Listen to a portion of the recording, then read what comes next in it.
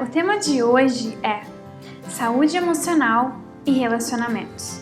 Eu sei que nós sabemos, né, que existem vários tipos de relacionamentos, mas o foco, né, dessa nossa conversa aqui hoje é relacionamento amoroso, tá? Então, relacionamento entre marido e mulher. Se você é solteira, vale para você também. Então, assista ou se nos acompanhe até o final.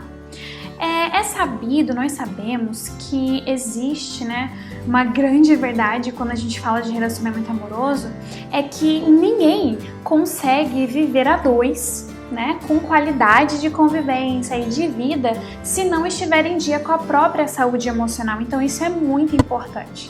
Às vezes a gente fica, né, nessa expectativa de, nossa, eu vou mudar o meu marido precisa melhorar, o meu filho precisa melhorar, mas e você? E a sua saúde emocional, como que você está? Quando você não está bem consigo mesmo, você começa a sobrecarregar o outro com as suas demandas, com os seus problemas, com as suas dificuldades, com as suas limitações, com as suas angústias e vice-versa. Por isso que é de extrema importância que você cuide de você primeiro, que você analise, né, os seus comportamentos, os seus defeitos, as suas qualidades, e aí então você se preocupa em modificar, em melhorar, em aperfeiçoar algo que diz respeito a você. Por quê? Porque você é a única pessoa capaz de se modificar, de se melhorar, né? De melhorar e de crescer como pessoa. Você não consegue ter o controle sobre a vida do outro. A única vida, né, sobre a qual você pode exercer algum tipo de controle é a sua. Então, por isso que no relacionamento, primeiro, né, a gente que visa, a gente que quer ter um relacionamento amoroso saudável, né, feliz e duradouro, a gente precisa primeiro estar bem com a gente mesmo. Você precisa primeiro esquadrinhar, né, o seu coração, a sua mente, os seus pensamentos, os seus desejos, os seus defeitos, as suas qualidades, aperfeiçoar aquilo que precisa ser aperfeiçoado e manter aquilo que precisa ser mantido. E fugir um pouco daquela ideia de que você precisa modificar o outro, é o outro que tem problema. Sabe, durante essa quarentena já saíram várias notícias, né, várias pesquisas falando que o número de divórcio aumentou e tende a aumentar nessa quarentena. É um dado preocupante, um dado triste, tendo em vista, né, a certeza que nós temos de que o casamento é um presente de Deus dado a nós, dado ao ser humano, e ele é para ser eterno, é para ser, né, até que a morte os separe, como a própria palavra de Deus nos diz. Mas essa é uma verdade, esse é um fato que nós estamos vivenciando durante esse período de quarentena. E existem alguns fatores, alguns motivos, né, que estão levando as pessoas a se divorciarem na quarentena. Eu irei falar sobre alguns deles e já dar algumas dicas, algumas sugestões. Se você, né, se identificar no que eu vou falar, que ótimo. Se você não se identificar com tudo que eu for falar, melhor ainda, tá bom? Então vamos lá. Os casais nessa quarentena, eles estão tendo que se encarar. Eles estão tendo que se encararam o tempo inteiro. Antes, cada um saía para trabalhar, cada um tinha sua vida, se encontravam à noite, estava tudo tranquilo. Agora não. Agora eles estão nesse contato 24 horas por dia, então eles precisam encarar os problemas. E aí que tá a questão. A grande questão, na verdade, é que esse divórcio, esse desgaste do relacionamento durante a quarentena, o problema não é a quarentena em si, é resultado de um problema ou de problemas não resolvidos no passado. Que são coisas, né, que a gente prefere ignorar durante a nossa vida normal, depois resolve, deixa, perdão, desculpa, tudo bem, sem problemas, e a gente não encara a dificuldade, a gente não encara o problema de frente e não resolve. Por quê? Porque nós, como seres humanos, nós temos uma tendência natural a fugir do desconforto. A gente vive fugindo do desconforto, a gente quer estar sempre no bem-estar, a gente quer estar sempre bem, feliz. Porém, eu queria que você entendesse que é apenas no desconforto, é apenas em meio às crises e às dificuldades que a gente cresce, que a gente se desenvolve, que a gente amadurece. Então, quando um problema vem no nosso relacionamento, a gente precisa sentar e conversar. conversar. É algo tão simples, mas é algo que é tão ignorado por muitos motivos, pela correria do dia a dia. Eu não tô com tempo pra encarar isso não, deixa que depois eu resolvo, e a gente não resolve, a gente vai empurrando com a barriga. Aí quando a gente se depara numa situação como essa quarentena, em que eu tenho que encarar o meu cônjuge, ele tem que me encarar 24 horas por dia, esses problemas eles vêm assim com força total e a gente fica perdido sem saber como resolver o que resolver. Sabe? Um outro ponto é a questão do estresse, o aumento, né, do estresse nessa quarentena devido a todas as demandas que a gente está tendo que lidar. Então, o que acontece? Qualquer problema, qualquer dificuldade, qualquer discussão, né, ou desentendimento já gera um grande conflito, já gera um grande problema e a gente descarrega no outro. Por que a gente descarrega no outro? Porque a gente também tem essa tendência de projetar no outro as nossas dificuldades.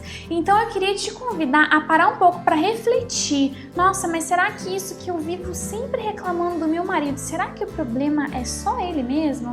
Ou será que isso é uma vontade que eu tenho de fazer, mas que a minha moral não me permite realizar? Então eu fico com raiva, eu fico chateada quando eu vejo ele fazendo. A gente precisa esquadrinhar os nossos pensamentos para verificar se a gente não está projetando os nossos defeitos, as nossas dificuldades, os nossos problemas no nosso parceiro. Nós tendemos muito a fazer isso é um grande erro, um grande problema. Sabe, quando a gente começa a conviver o tempo inteiro, como nessa quarentena, algumas diferenças vão ficando mais evidentes. E aqui eu queria falar um pouco para as solteiras que ainda não se casaram, ainda não estão casadas, solteiras, que namoram e que estão noivas. Quando a gente está num relacionamento antes do casamento, a gente está se conhecendo e a gente se depara com algumas diferenças, mas muitas vezes a gente prefere ignorar. Ah, não, mas depois muda. Ah, depois resolve. Aqui eu queria dar uma dica pra você. Nós somos seres diferentes, obviamente. Você, o seu namorado, o seu noivo, né? E o seu marido também, mas no casamento já é uma outra história. Você é diferente dele. E vocês vão ter diferenças. E durante o namoro é justamente pra você parar e analisar. Eita, essa diferença aqui, isso que ele faz ou isso que ele deixa de fazer, esse jeito dele é algo assim que me incomoda e que é diferente daquilo que eu gostaria, mas é algo que eu suporto, é algo que eu consigo tolerar, é algo que eu consigo superar. Por quê? Porque as qualidades, os pontos positivos, as coisas que me agradam são maiores do que as me desagradam. Ou não, cara, isso daqui pra mim é muito importante. E ele não tá conseguindo suprir essa necessidade, ele não tá conseguindo, digamos, se encaixar nisso que é de extrema importância pra mim. Então, se tem algo que é de extrema importância pra você, e que o seu parceiro não consegue satisfazer o jeito dele, a forma, não tá encaixando, então é o momento de ou você abre mão daquilo que é tão importante pra você, o que eu acho difícil, ou então você abre mão do relacionamento que já não tá te fazendo tão bem. Então esse filtro precisa acontecer antes do casamento. Por quê? Porque o casamento é até que a morte os separe. Não existe, não deve haver a possibilidade de sair do casamento.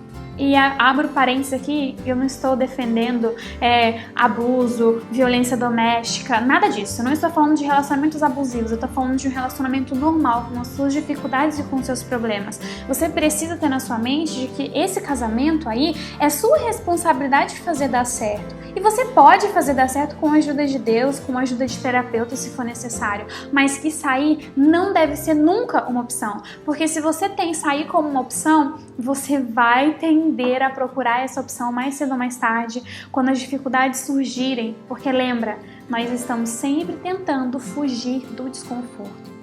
Sabe?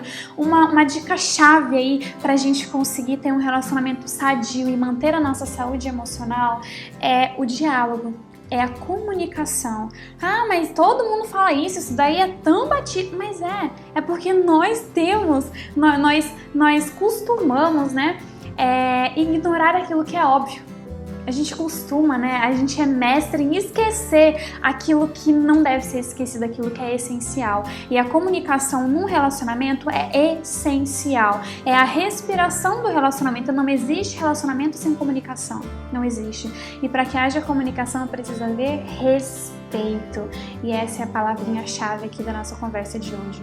Eu vou terminar dando 3 dicas. 3 dicas práticas que podem ajudar você no seu relacionamento, seja no seu namoro, seja no seu casamento. Primeira coisa, quando vocês estão diante de um dilema, de uma dificuldade, pare e pensa e converse com ele e fale: amor, eu não estou contra você. Nós somos um casal, nós somos parceiros, nós não estamos disputando. Eu errei, eu vacilei, mas não foi de propósito, não foi para te machucar.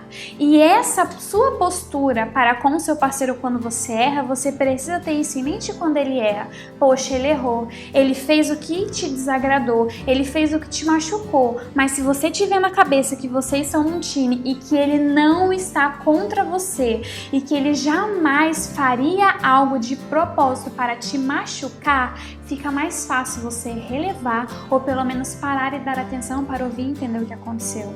Então entenda, vocês não estão um contra o outro, vocês são do mesmo time, vocês são uma equipe. Número 2. Quando vocês estão numa discussão ali calorosa e que você fala alguma coisa para ele e ele fala: tudo bem, não deixa passar por aí. Pergunta: tá, mas você pode repetir o que eu falei?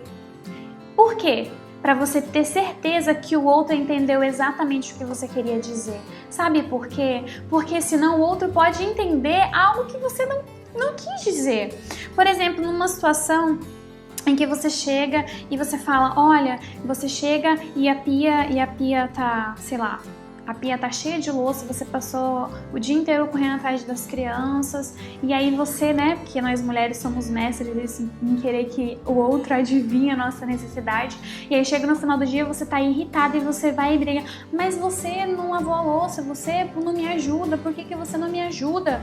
E aí você para e senta e fala com ele: olha, amor, pra mim é importante que enquanto eu esteja cuidando das crianças, e você esteja, né, tranquilo em casa, que você possa me ajudar, que você possa atender as necessidades da casa, me ajudar também, né? Ser esse meu ombro, amiga, esse meu suporte. E aí ele fala: tudo bem, me perdoe. E aí você vai e pergunta: tá, amor, o que você entendeu? Quando eu acabei de te falar o que eu senti, o que eu esperava, mas o que você entendeu? E ele vai falar: eu entendi que você fica muito chateada quando eu não lavo a louça. Eu entendi que você acha que você tá falando que cuidar das crianças é mais difícil do que o meu trabalho, por isso que você quer que eu te ajude nas tarefas domésticas. Não foi isso que você quis dizer. Então você repete mais uma vez o que você quis dizer, entende? A comunicação precisa ser clara. Então, primeiro, entender que vocês estão no mesmo time, do mesmo lado. Segundo, sempre usar essa estratégia. Repete, por favor, o que eu falei, para você ter certeza de que ele entendeu exatamente o que você queria que ele entendesse. E terceiro, antes de dar uma resposta, espere de 5 a 6 segundos. Quando vocês estiverem numa discussão e ele te dá um argumento, e ele te falar, e ele te responder alguma coisa, não rebata imediatamente. Porque vocês não estão numa briga, não é passo repassa, nada disso, não é para virar um bate e rebate. Você para e pensa numa resposta, não para rebater, mas para que o diálogo continue fluindo. Sabe, são estratégias básicas e simples para uma boa comunicação, e a gente precisa colocar em prática para que o nosso relacionamento dê certo, para que o nosso relacionamento flua, para que mesmo em meio às dificuldades, às crises, a gente tenha saúde emocional para lidar com essas dificuldades e para lidar com esses problemas. Tente colocar em prática, anote, eu tenho anotado. Isso aqui que eu acabei de falar pra vocês, eu tenho anotado. E eu não anotei pra falar pra vocês, não. Eu anotei porque eu deixo fixado num lugar bem visível aqui na casa. Que toda vez que eu esquecer, tem sempre esse bilhetinho pra me lembrar. Porque nós somos mestres em esquecer aquilo que é essencial. Então, queridas, cuidem da saúde emocional de vocês, para que vocês tenham um relacionamento saudável, um relacionamento feliz, e exercitem a boa comunicação através dessas 3 regrinhas, através dessas 3 estratégias e dicas que eu dei para vocês. Espero que tenha sido positivo. Um beijo no coração. Fiquem com Deus.